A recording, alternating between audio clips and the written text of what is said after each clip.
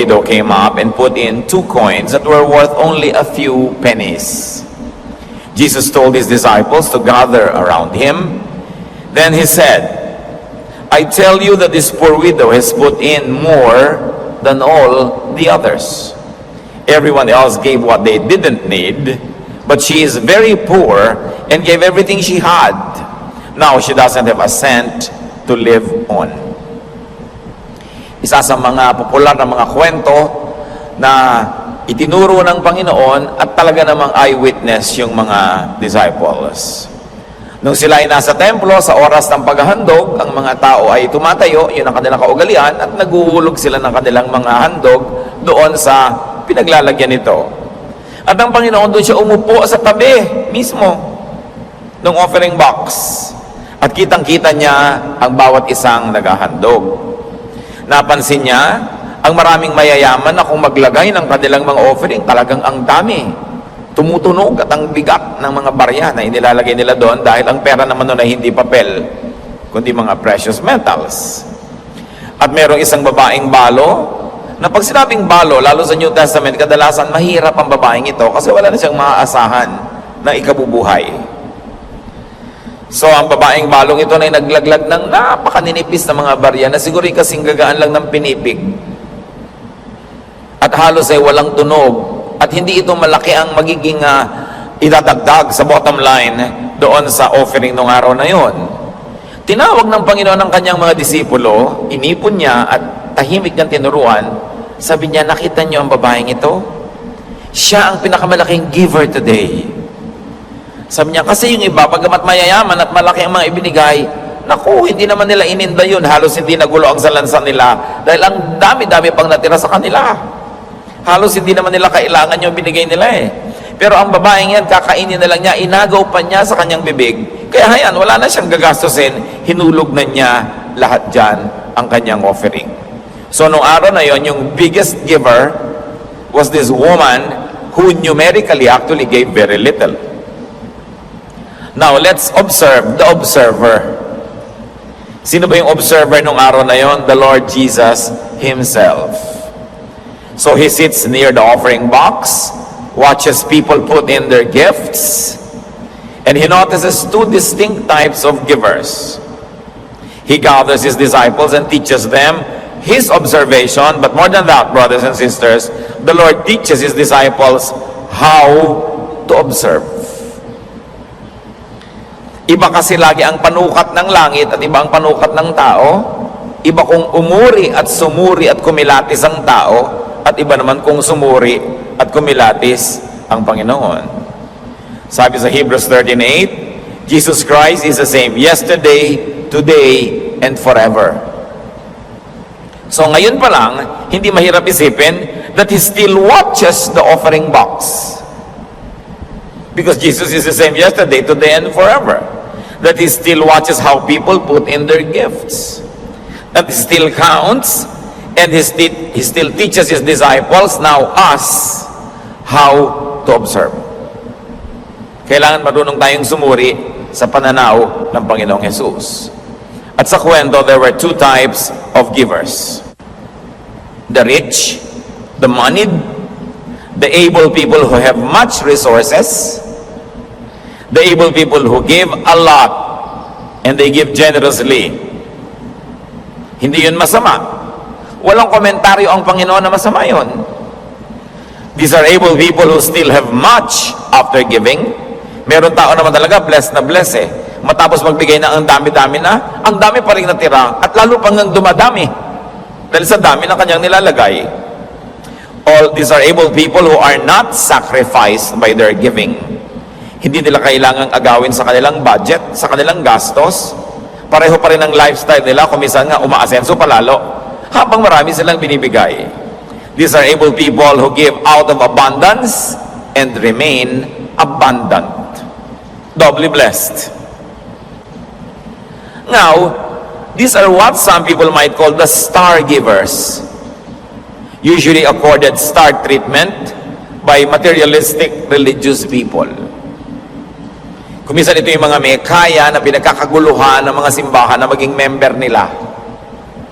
Kulang na lamang pagkat ito ang uma-attend, paupuin sa lazy boy at i-pedicure habang nagwo-worship. Bigyan ng special treatment. These are the types of people who are courted, nililigawan, and targeted by very specialized fellowship groups who cater specifically to the rich. Gusto nila yan kasi malalaki ang mga bigay, magaganda ang mga project nila, at talaga namang sosyal ang dating ng lahat ng ginagawa nila kasi mapera. So this is the object of very specific marketing strategies of some religious groups. Ito yung group 1 ng giver. Now, group 2 is represented by a poor widow who gives only 2 coins with very little worth. Ano na ba naman ang maidadagdag nung nilagay niya, no? A poor widow who gives not only generously, but sacrificially. Sacrificial ang pagbibigay. Binakbak niya talaga sa sarili niyang baga ang ibinigay niya. Kagastusin na lang, kailangan na lang, kakainin na lang niya. No? A poor widow who gives to the point of having nothing left for her needs after giving. This is what you might call platinum faith. Ipagkatiwala mo sa Diyos yung kakainin mo mamaya kasi hinulog mo na lahat dyan. Now, she represents the usually simple and inconspicuous worshipers, seldom given attention by materialistic religious people. They are usually ignored, but Jesus notices them. Pinansin pareho naman, at nakita natin ang pagbibigay nila, dalawang style. Now, because of that, there are now 2 numerical results of giving. After the giving, group 1 still having much, and group 2 having nothing left. Yun ang pinagkaiba. Now, there are 2 possible social results of giving, of appearing to be a big giver. Pwedeng magkaroon ng ganitong resulta. James 2:1-5, ito ang tinuligsa. My friends, if you have faith in our glorious Lord Jesus Christ, you won't treat some people better than others. Suppose a rich person wearing fancy clothes and a gold ring comes to you to one of your meetings. And suppose a poor person dressed in worn-out clothes also comes. You must not give the best seat to the one in fancy clothes and tell the one who is poor to stand at the side or sit on the floor. That is the same as saying that some people are better than others, and you would be acting like a crooked judge. My dear friends, pay attention. God has given a lot of faith to the poor people in this world. He has also promised them a share in His kingdom that He will give to everyone who loves Him. Sabi dito ni Santiago, huwag kayong materialistic, ha? Huwag pag may dumadating dyan na talagang gangga pakwan ang hikaw, bibigyan nyo na ng magandang seat, front row, center, etc., etc. Siyempre, liban na lang ko yung show ay may bayad at yun talaga yung ticket na binili niya. Ibang usapan naman yun. Pero sabi niya, sa inyong mga pagsamba, sa inyong mga Bible study, huwag kayong siming-simi sa may kaya. Hindi naman niya sinabing ignorin at baliwalain. Ang sinabi lang niya, kung nauna lang naupo sa magandang upuan yung maralita, huwag niyong patatayuin dahil lang may dumating na mayaman. At syempre, sa mga kapatid naman natin na may kaya, tayo na mismo yung mag-dress down. Tayo na mismo yung maglagay sa atin doon sa mga sulok-sulok. Total, everywhere else you go, nasa presidential table naman kayo eh. Kung kayo naman yung mga may kaya, lagi naman kayong nandun sa mga VIP seats. Lagi naman kayo nandun sa mga boardroom. Lagi kayo nasa business class. Diba? So sa church, mag-balance naman. Hindi bali nang hindi kayo mapansin at mabigyan ng VIP treatment. No? At makapagbala-balanse naman. Pero hindi sinasabi dito na maliitin yung mayaman, hindi naman kontra mayaman ng Lord. Ang sinasabi lang niya, huwag kayong magtatangi sa tao dahil lang sa suot o kayamanan o sa dami ng donation. Kailangan ang pagtingin mo, pantay-pantay hanggat maaari. Hindi naman siguro 100% na laging possible yun dahil talaga namang may taong mas magaan ang loob mo, mas cheerful, mas masarap kasama, pero hindi mo naman dapat emphasize yung ganung uri ng mga favoritism based on money. Ano ang mga hamon sa atin ng kwentong ito na napakasimple? Di ba sabi, Jesus is the same yesterday, today, and tomorrow? Sa Hebrews 13:8. Kaya, ganun pa rin ang Panginoon. But I like to drive your attention to something very important. The Lord does not say that the widow's giving is the model or the standard. And neither do we left after the giving. Totoo pa rin yun. Talagang siya ang magaling magbilang dyan. Now, what is important? How do we give? What is important is to give proportionately. Yung bagay, angkop, at sukat, sa binibigay sa'yo ng Diyos. Di naman niya hinihingi lahat.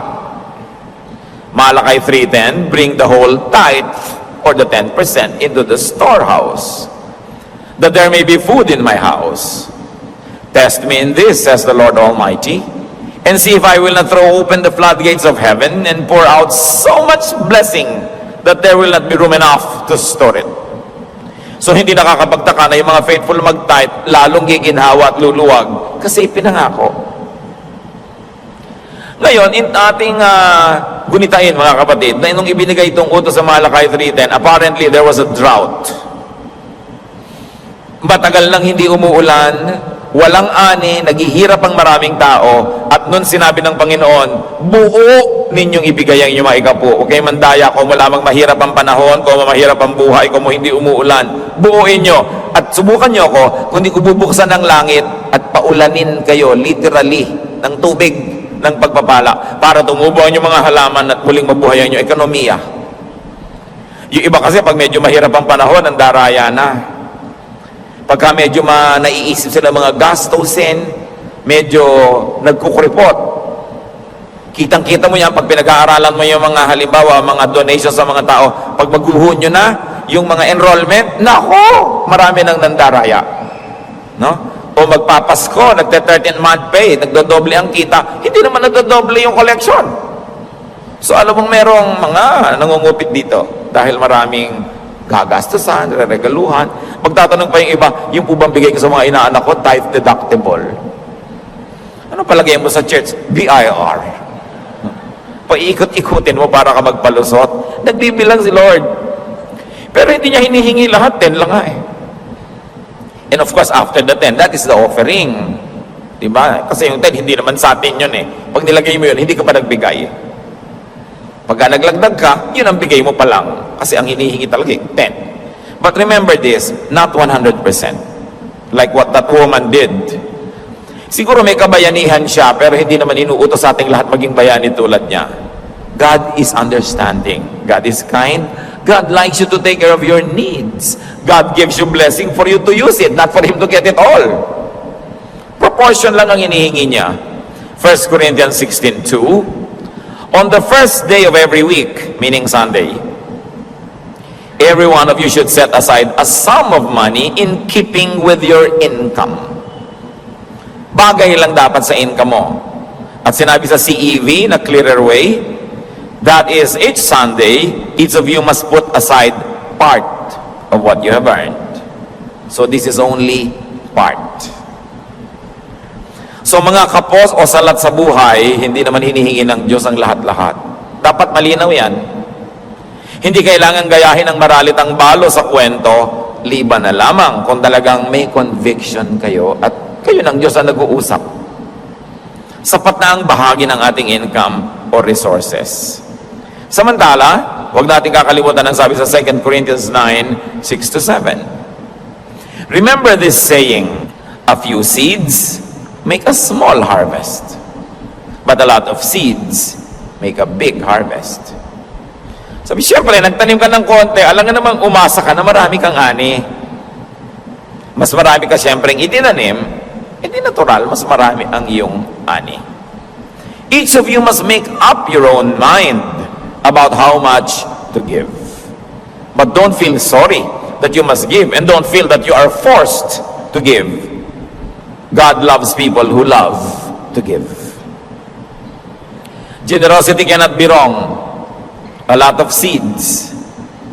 But remember that farmers also have to eat their harvest and set aside only a small portion as seeds for the next planting season. Alam na may lahat ng ani mo, itanim mo rin, wala kang kinain. Hindi naman ganun ang prinsipyo ng agriculture. Now let's go deeper. Let's go higher. That is the primary, the beautiful, the very, very practical and immediate reading.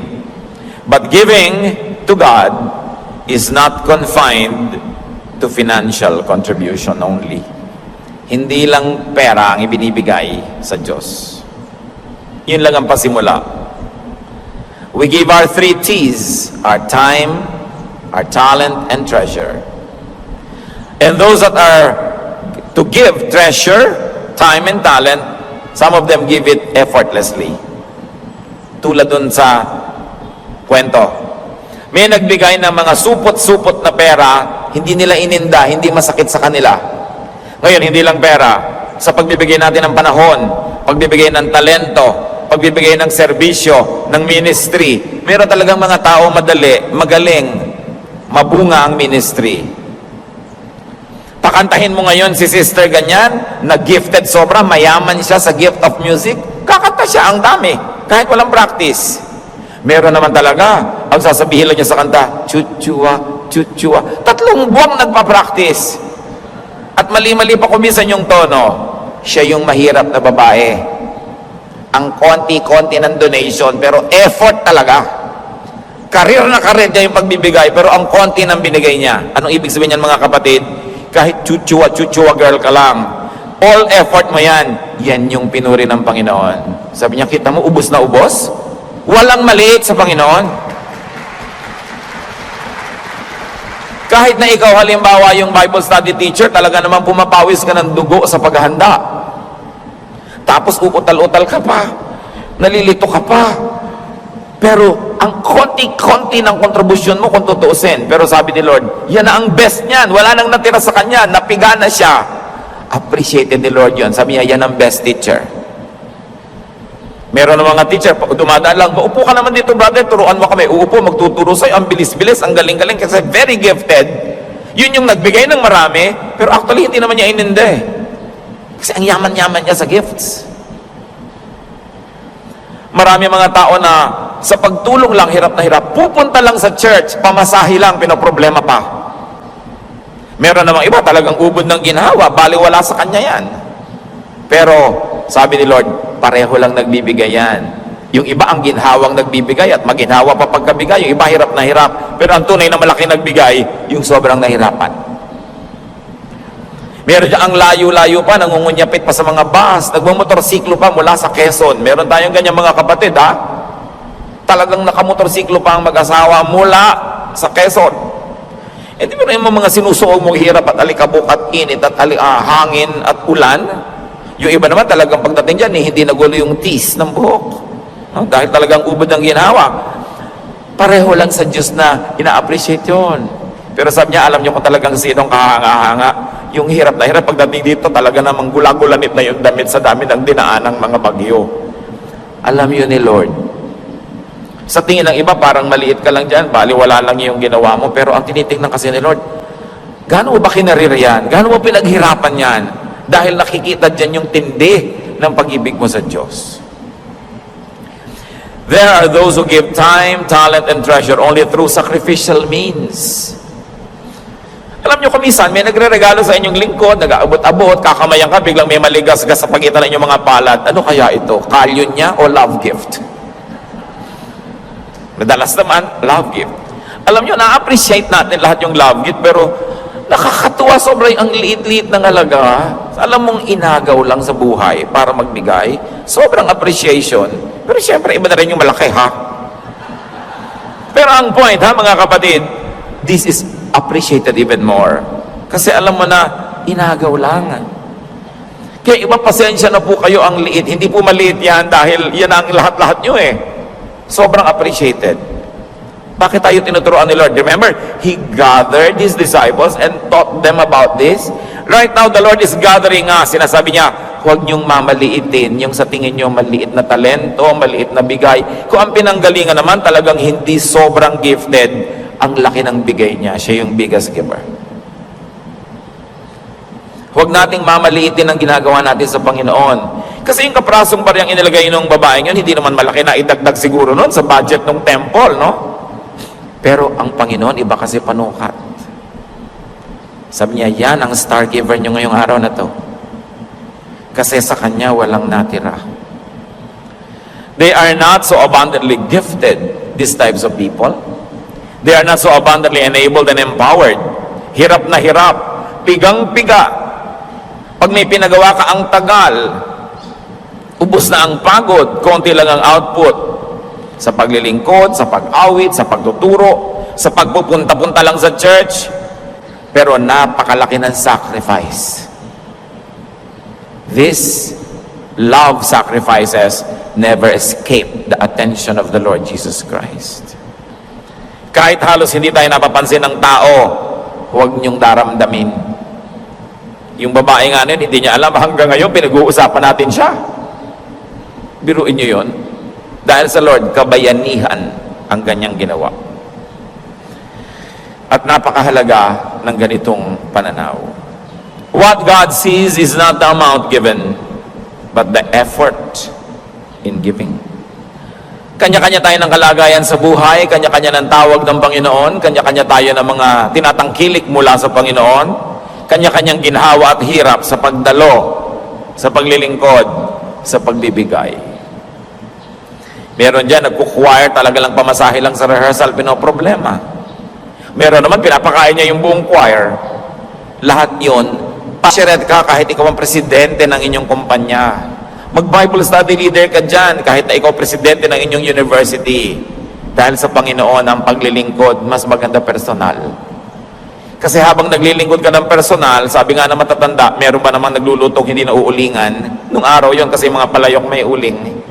In other words, pag ikaw mismo yung naglilingkod, ikaw ang unang-unang tumatanggap ng pagpapala.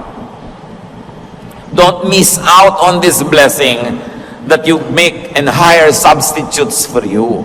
Do not think that just because you give big donations, you're already exempted from the actual human labor of expanding God's kingdom. Well, your donation, of course, will go a long way. Will probably hire many workers. Pero ikaw ang nawawalan pag hindi ka personal na naglilingkod. Kung ang Panginoon man nandyan, magpapadala ka ng yaya o sa mga representative kita, di ba gusto mo ikaw nandun? But whenever the work of the Lord is done, the Lord is there because the Lord is the primary worker. And the best way to fellowship with Jesus is to do the work of Jesus, because in the mission field, in the ministry, you work side by side with the Son of God. You want to fellowship with the Lord? Fellowship with Him by working in the expansion of His kingdom, because He is the head worker. Sabi niya, my food is to do the work of the Father who sent me. Now, Luke 12:48 says, from everyone who has been given much, much will be demanded. To whom much is given, much is required. Kaya dapat lang na yung mas maraming talento sa pagkanta, kumanta at huwag mag-inarte, at huwag magpa-VIP, at huwag magpa-star treatment.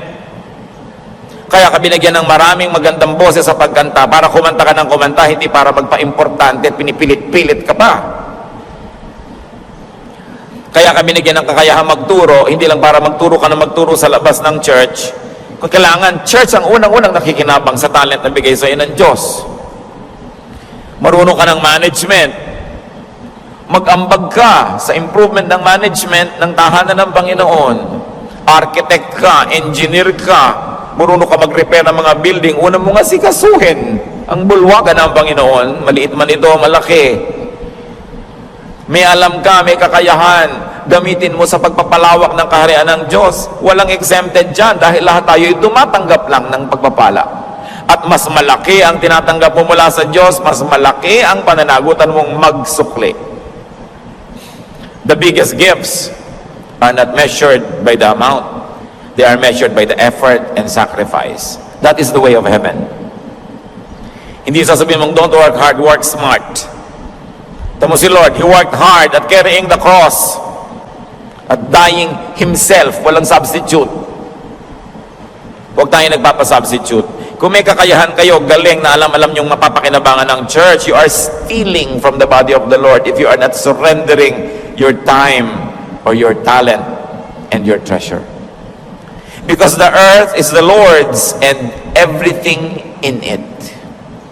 Lahat. Lahat. So dapat may effort. Which of the two givers are you? Of the recipient. Ano ang hinihingi sa atin ng Panginoon, mga kapatid?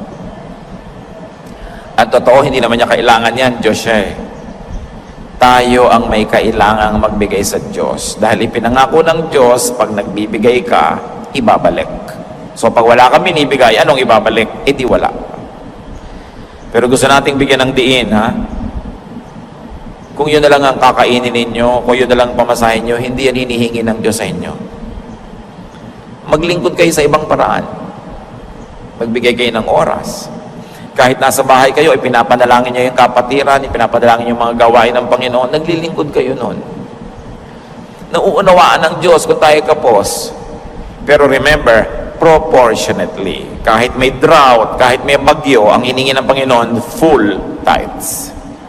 Sabi niya, yan ang paraan para patunayan niyo sa akin na dapat ko nga kayong pagpalain at subukin niyo kung hindi ko bubuksan ang pinto ng langit at paulanin.